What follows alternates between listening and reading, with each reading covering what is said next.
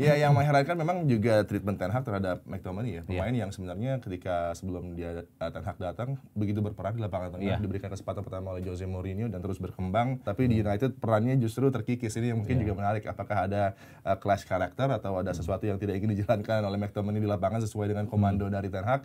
Kita tidak tahu.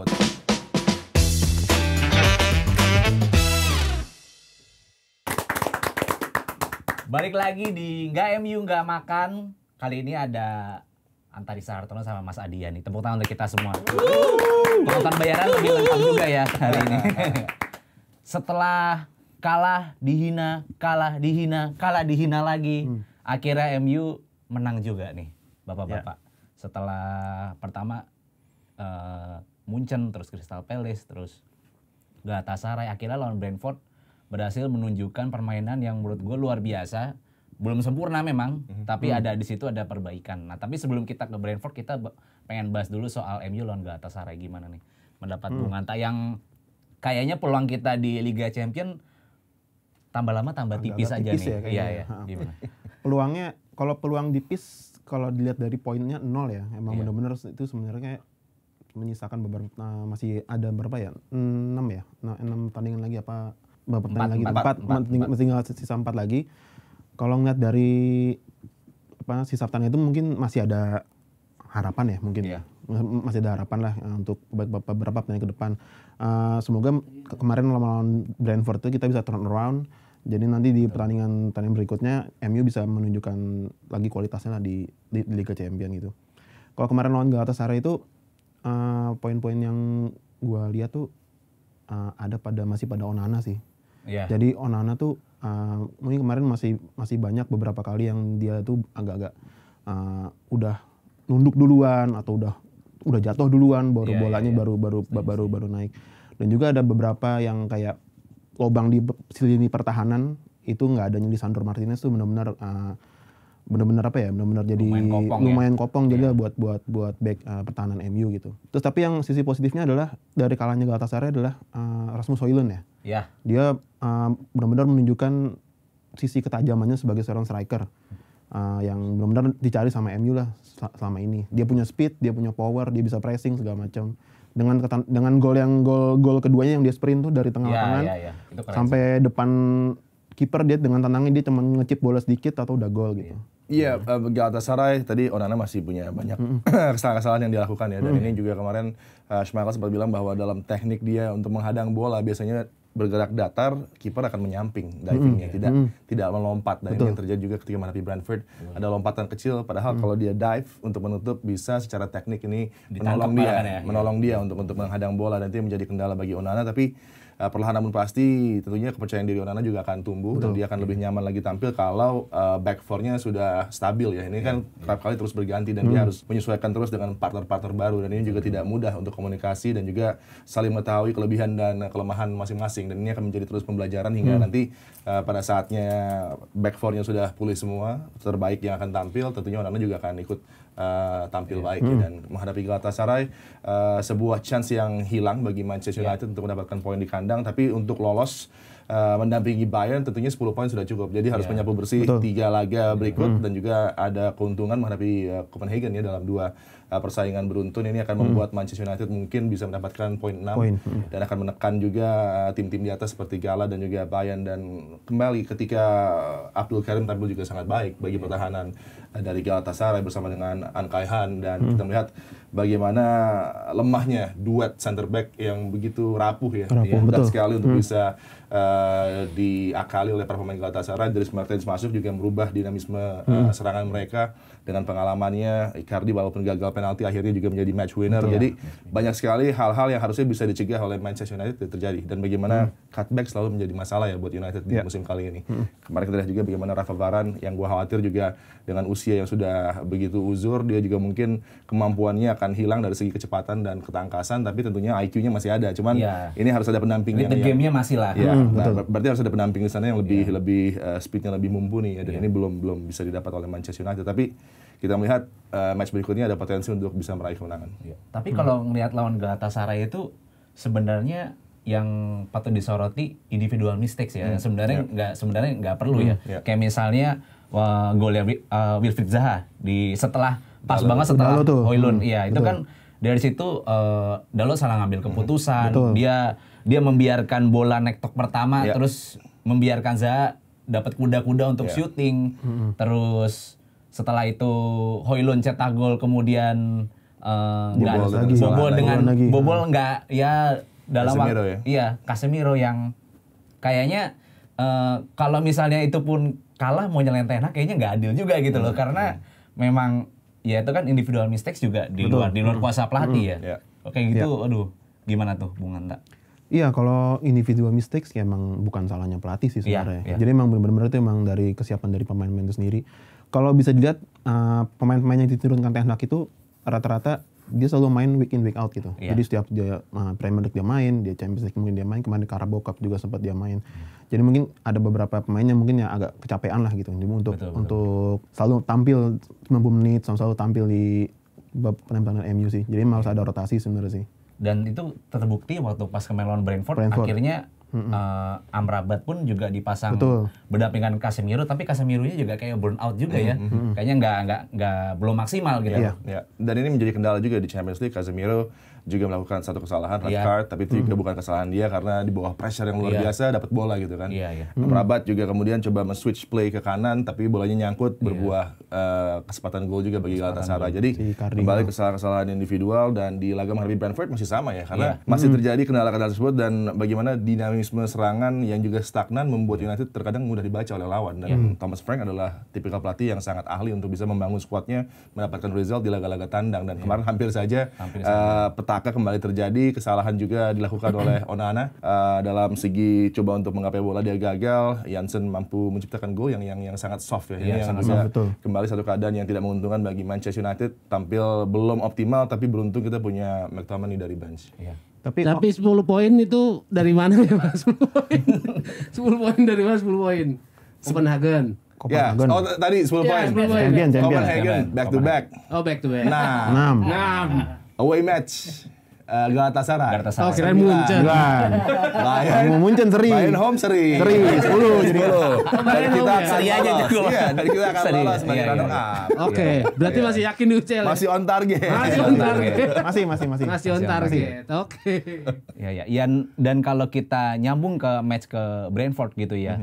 Dan akhirnya Casemiro pun saking burnout-nya juga melakukan kesalahan itu kan, seperti tadi kita udah balas, kayak passing pendek tapi lepas gitu bola. Akhirnya kerebut, akhirnya berbuah gol. Nah, ini sebenarnya kalau masang Amrabat aja kayaknya juga terlalu riskan besok ke depannya gitu ya. Kalau misalnya pengen pakai 1 DM gitu. Terus kita kalau lihat lawan Brentford juga Mason Mount juga belum begitu optimal. Ini sebenarnya yang harus dilakukan Ten Hag nih kayaknya harus gimana nih? Ya, kalau untuk Casemiro dia harus mendapatkan waktu beristirahat dulu ya, karena dengan usianya tidak mungkin 3 laga dalam sepekan, sulit sekali. Dan semenjak awal musim pun dia sepertinya menjadi pemain yang kehilangan jati dirinya, karena kita tahu kualitas dia kan di musim lalu menjadi penentu. Walaupun sekarang golnya banyak, tapi justru distribusi dia untuk bisa membantu pertahanan menurun ya. Ini yang jadi berkurang. Ya, ini yang harus diperhatikan lagi oleh Ten Hag, bagaimana manfaatkan Casemiro dengan proteksi yang tepat tentunya. Dan Sofyan Amrabat bisa berikan itu. Dia punya engine, kecepatan, tapi kalau untuk laga berikutnya gue sih berpikir bahwa McTominay layak mendapatkan kesempatan di tim utama ya, karena dia punya satu pribadi yang istimewa dengan karakternya yang bisa membuat lebih hidup lapangan tengah, lebih bergerak cepat. Transisi juga dia mampu membantu pertahanan dan juga bisa tampil tinggi gitu kan. Sekarang tinggal bagaimana memerankan Mason Mount yang masih mungkin dicari-cari oleh Ten Hag. Apakah berada di posisi 7, di posisi 11 atau 10, atau kemudian coba pindah ke wing kanan. Karena gue selalu berpikir bahwa Fernandes kalau ditempatkan di wing kanan tidak memberikan impact seperti Fernandes di lapangan tengah, di area sentral. Ini yang mungkin masih tetap dicari formulasi yang tepat bagi Ten Hag dan Manchester United ke depannya di laga berikutnya penting, dan juga masih ada laga Man City kan. Itu McTominay nggak mau jadi striker aja tuh Pak. Iya. Gue tadi juga mikir gitu sih.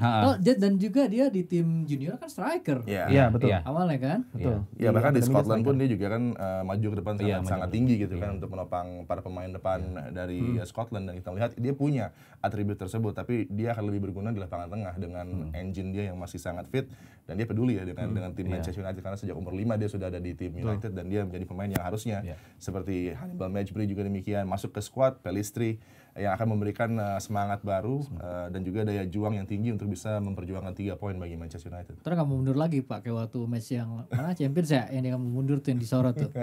Males deh ntar dia. Iya, yang mengherankan memang juga treatment Ten Hag terhadap McTominay ya, pemain yang sebenarnya ketika sebelum dia Ten Hag datang begitu berperan di lapangan tengah, diberikan kesempatan pertama oleh Jose Mourinho dan terus berkembang, bahkan di Scotland pun menjadi sekarang pemain utama mereka untuk menciptakan gol dan peluang, tapi di United perannya justru terkikis. Ini yang mungkin juga menarik, apakah ada clash karakter atau ada sesuatu yang tidak ingin dijalankan oleh McTominay di lapangan sesuai dengan komando dari Ten Hag, kita tidak tahu. Tapi kalau kita melihat performa kemarin off the bench begitu positif, harusnya next game setelah international break dia dapat chance. Iya, gue kemarin kalau lihat scroll timeline waktu pas masih 1-0 tuh kayak udah kayak aduh pengen pindah klub aja nih. Itu kayak semua netizen deh nungguin. Kalah klub tapi setelah satu sama nggak jadi. Iya, betul. Kemarin juga kalau pas 1-0 tuh sampai menit 90 apa? Iya 89 90 tuh kan ya udahlah nih udah kalah nih kan lagi nih lawan Brentford di home. Masa kan Old Trafford jadi tempatnya. Jadi tidak angker lagi ya. Gitu kan. Jadi lagi ya. ternyata cuma masuknya si McTominay gantiin Amrabat jadi benar-benar kayak sebuah suntikan Itu faktor besar kuncinya ya. tuh, faktor kunci. Iya, faktor Iya, kunci faktor itu. kunci. Mungkin itu tadi yang tadi gue bilang mungkin fresh legs ya. Jadi kayak orang yang kita butuh United tuh butuh orang yang pemain yang fresh legs lah. Jadi kayak nggak sering main, cuma dia sebenarnya punya potensi untuk masuk ke tim utama dan membuat perubahan. Iya, dan height dari McTominay ya menjadi outlet baru ketika ada bola mati, dia menjadi target. Dan ini membuat pertahanan yang balance ketika mereka coba man mark semua pemain yang di kotak penalti, ada wajah baru kan McTominay yang datang membuat Ethan Pinnock yang tampil luar biasa, bagi Brentford. Semua cross mampu shooting di blok ya. semua shooting di blok dan justru McTominay yang memberikan extra man di kotak penalti yang membuat sulit pertahanan Brentford. Dan bagi Ayer juga itu memalukan ya, dia sudah selebrasi. Iya, dia sudah Dia selebrasi. berpikir untuk menang. Di 91 udah selebrasi. Dia lupa extra time Dia lupa. Dia lupa ini Old Trafford. Ini juga tribute untuk Lady Ferguson. Tambahannya nemenin. Iya. Dan jangan lupa di situ ada asisnya Harry Maguire. Oh iya. Nah ini penting. Asisnya Harry Maguire. Gimana Harry Maguire di pertandingan lawan Brentford kemarin mainnya rapi. Betul. Lalu passing-passingnya juga terukur ya.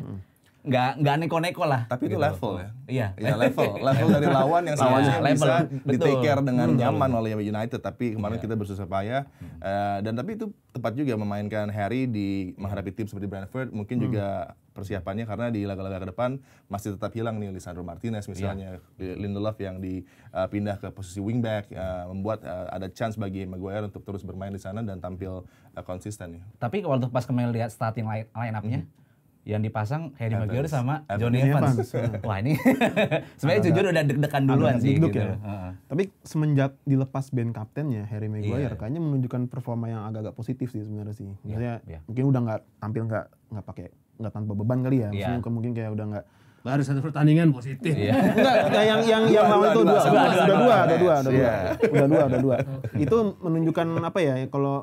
Kalau kan karena kan ya MU kan kehilangan banyak back ya. Maksudnya back utamanya tuh pada hilang semua gitu. Kayak yang apalagi siapa lagi yang mau dipakai siapa lagi mau dipasang gitu yang mau kan. dipasang gitu kan. Dengan adanya Harry Maguire ya sedikit demi sedikit sih agak membantu lah sebenarnya kalau dilihat sih kemarin. Berarti kuncinya nggak cocok jadi kapten lah ya. Iya. Ya bisa jadi. Apa lebih ke faktor non teknis begitu ya? Nah, mungkin ya musuhnya yang pas. mental ya, maksud tadi level. Dan ya kalau diberikan ban kapten United tim yang unik tentunya dibutuhkan karakter yang luar biasa gitu kan. Mungkin Harry Maguire belum siap untuk mengemban tugas tersebut kan. Onana gimana Onana? Masih harus tetap dipertahankan? Onana tetap main, pasti. Untuk next match juga tetap Onana karena ya memang masih ada kesalahan-kesalahan tapi sudah mulai bisa diminimalisir dan percaya dirinya ini harus terus dijaga kan oleh Ten Hag dan dia tahu bahwa penjaga gawang ini cukup streaky. Kalau dia sudah tampil baik, bukan tidak mungkin 4-5 laga berikut akan tampil oke. Ya. Itu jadi ada perdebatan juga tuh kemarin gue baca di Twitter. Maksudnya sejak kapan ya kiper itu harus bisa build up gitu. Dengan kayaknya banyak yang bilang kalau merekrut Onana karena bisa build up kayaknya nggak worth it gitu karena kan tugas kiper sebenarnya sekali lagi menepis bola, shot stopping sedangkan kayaknya Onana belum dalam performa untuk itulah gitu loh. belum nyetel gitu. Ya sistem ya bagi Ten Hag, dia ingin coba build up dari pertahanan. Karena tergantung pelatihnya. Kalau pelatihnya ingin penjaga gawang yang konservatif, maka dia akan memilih yang konservatif. Tapi kan ini satu langkah maju buat United dan juga sedikit merubah lagi kenyamanan bermain dan juga sistem bagi para pemain gitu kan. De Gea begitu lama tampil konsisten dan selalu tampil oke. Tapi kan di awal-awal musim juga ketika dia baru menjadi pemain United, tentunya ada pressure yang berbeda. Kembali ini klub yang unik. Onana juga butuh kesempatan tentunya untuk diberikan kepada dia untuk bisa tampil nyaman, dan kembali Ten Hag belum bisa menampilkan 11 terbaiknya selama sepanjang musim ini. Jadi masih begitu panjang waktunya, masih banyak pertandingan dan tadi dengan perubahan konsep yang juga sangat mutakhir ini dari penjaga gawang baru dengan gaya baru, tapi memang gol demi gol akan tercipta cukup banyak. Cuman sistem dia untuk bisa membangun serangan dari bawah, kemudian juga umpan long ball yang direct seperti misalnya Ederson Moraes ini kan yang coba dituju oleh Ten Hag juga untuk bisa membuat United kembali menuju ke level elit dan bersaing di papan atas secara konsisten ya. Faktor utama yang bikin Ten Hag belum menunjukkan performa terbaik?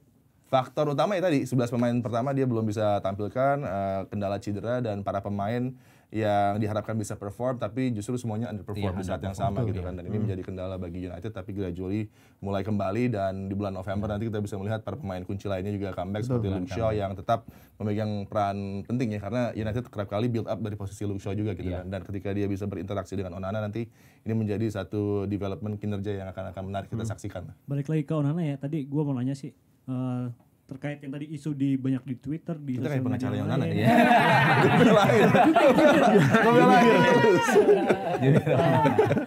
Kan banyak isu yang ngatain bahwa kiper sekarang tuh harus build up dari bawah. Dari Bermain dengan kaki lah. Bermain dengan kaki. Gue sih ngerasa Onana tuh sebenarnya dibeli dengan klausul terpisah. Apa tuh? Jadi cuman klausulnya yang dibeli itu sekarang cuman build up doang. Oh. Showstoppingnya nggak dibeli. Iya. terpisah. ketinggalan jadi ya. Ketinggalan di internasional. Terus gue mau nanya nih terkait Onana ya. Terlepas dari 4 back yang sekarang mungkin sering gonta-ganti dan mungkin ada pengaruh chemistry di Onana sendiri, ada pengaruh nggak sih sebenarnya tentang, maksudnya Onana kan sebagai pengganti De Gea ya. Apakah ada pengaruh? Maksudnya gue harus ngejaga sebagai penerus yang baik nih bagi suksesor yang baik buat De Gea gitu. Apakah ada beban di situ menurut lo? Pastilah. Pasti ada beban. Pasti. Kalau ekspektasinya De Gea yang udah matang ya, bukan De Gea waktu musim dulu pertama. Waktu De Gea awal juga dia gantiin Van der Sar sebenarnya. Jadi dia memang mungkin punya pressure yang gede ya untuk gantiin seorang. Enggak lah, pemain profesional masa ada ini pasti pengen yang Ini terbaik datang lah. dari yang kipernya Giroud kemarin. Tapi kalau nginget masa-masa De Gea waktu awal direkrut ya, gue ingat bagaimana Ferguson juga berusaha melindungi dia gitu loh, bahwa dia butuh waktu, dia memang kiper hebat, dan memang kalau kita bicara ini sedikit menyimpang kayak misal Atletico Madrid gitu ya, ya memang kayaknya kiper-kipernya tuh selalu laku ya, gitu. Sampai sekarang Jan Oblak pun Banyak yang mau ya? banyak yang mau gitu loh. Termasuk gue. Diburu MU lagi. Iya. Diburu MU lagi. Ya memang Ekspektasi juga, fans MU juga kayaknya. ekspektasi juga. Dengan reputasi ya dari Onana di Ajax, tapi juga bagaimana perannya di internasional. Yang gue ambil kredit adalah bagaimana para mantan pemain United seperti Schmeichel yang turun tangan langsung ya ketika setelah Champions League dia kerap kali berbicara dengan Onana juga. Kemarin juga mereka sempat berbicara one on one juga. Jadi ada care dari Schmeichel untuk bisa memberikan masukan bagaimana menjadi penjaga gawang United. Oke, kita stop ya membahas Galatasaray dan Brentford, dan kita berharap apa yang dibilang Ten Hag juga benar ya, bahwa Brentford ini menjadi titik balik gitu loh. Titik balik dari mental yang katanya Scott McTominay abis nonton Beckham makanya dia bisa panas begitu. Betul. Anda katanya tidak suka Beckham. Oh iya. Satu pemain yang mungkin menurut gue sedikit berkhianat ke Sir Alex ya, jadi gue nggak terlalu. Kalau bahasa anak sekarang problematik gitu ya. Pak, gara-gara sepatu ya Pak? Gara-gara sepatu? Enggak. Sepatunya oleh. Nyamber ke sini ke pelipis. 3 match ke depan juga nggak gampang nih. Di Carabao ada Sheffield, di UCL ada Copenhagen walaupun di home. Kemudian terakhir puncaknya lawan Manchester City. Nah, gimana peluang MU ke depan nih? Peluang MU dari lawan Sheffield. Kalau gue rasa sih ini ya bakal menang lah. Iya. Untuk yang lawan Sheffield menang karena emang beberapa pemain akan kembali pulih seperti Rafael Varane, terus ada Kobbie Mainoo juga, ada Amad Diallo mungkin belum pernah dicoba sama Ten Hag. Nah terus lawan Sheffield itu akan menjadi turning point dari kemarin kita lawan Brentford. Di Copenhagen juga di home juga nanti bakal balik dari kesalahan-kesalahan yang akan dipelajari oleh Semoga tim. ya. Nah, iya semoga ya. Kok nggak yakin sih Pak? Kok nggak yakin sih Pak? Enggak, Yakin. kalau masalah peluang sih gue yakin bakal banyak. Cuman Bakal banyak, betul. Cuman yang gue kadang ragu-ragu yang tuh terakhir Yang bisa dikonversi Iya. menjadi gol. Iya betul. Individual error itu tadi. Oh, Iya, oke, individual oke. error. Gimana Terus kalau- terakhir kalau yang Belum belum selesai. Apa sabar Pak? Sabar. Kalau lawan City selama nggak ada De Bruyne masih optimis lah. Optimis apa nih? Seri. Optimis. Bukannya kalah. Enggak. Optimis kalah tapi nggak lebih dari 3 gitu. Iya. Enggak seri. Oke. Seri. Yakin banget nih kayaknya nih. Itu besok Seri, Man City di mana sih? Old Trafford. Old Trafford. Old Trafford. Oh, iya. Harusnya bisa menang sih. Seri, Maksudnya ada seri. peluang itu ada Iya, sih iya. gua lihat. Ada peluang 2%. 0,0. Masalahnya City dalam keadaan timpang, mereka mungkin akan menunggu reaksi para pemain setelah mereka juga kalah dari Arsenal, dan ini menjadi satu keadaan yang sangat berbahaya buat Manchester United yang harus 3 match beruntun ya kalah ya. 3 match beruntun domestic league. Domestic ya? Karena menghadapi Leipzig Tapi mereka nggak rame ya? menang. Hah? Nggak rame ya? Enggak Nggak rame. Karena rame. City. Karena City. Dan udah treble juga, jadi mau ngapain lagi gitu kan. Jadi kayak mereka masih Kalau gitu menerima. nggak City kayak makan nih programnya. Ramen mie gacoan. Fansnya Mie Gacoan. Buat yang nggak denger tadi ada ngomong ini lebih rame mie gacoan katanya. Kalau gue optimis ya dengan menghadapi Sheffield walaupun sulit karena di Bramall Lane mungkin menang tipis 1-0 sudah cukup. Kemudian ada Copenhagen yang bisa kita navigasi sepertinya dengan kemenangan 3-0.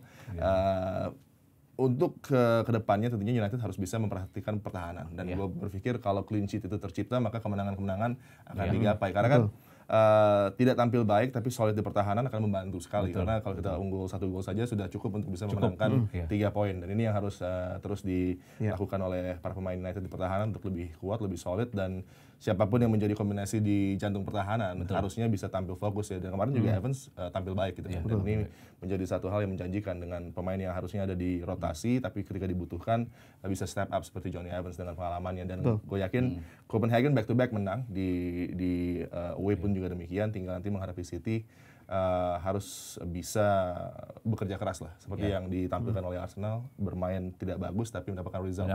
Jadi pada ujungnya menghadapi City gue yakin kita bisa menang tipis. Ya. Jadi Arsenal nggak bagus kemarin. Bermain tidak bagus ya. Arsenal beraninya lawan City yang nggak ada De Bruyne. Iya.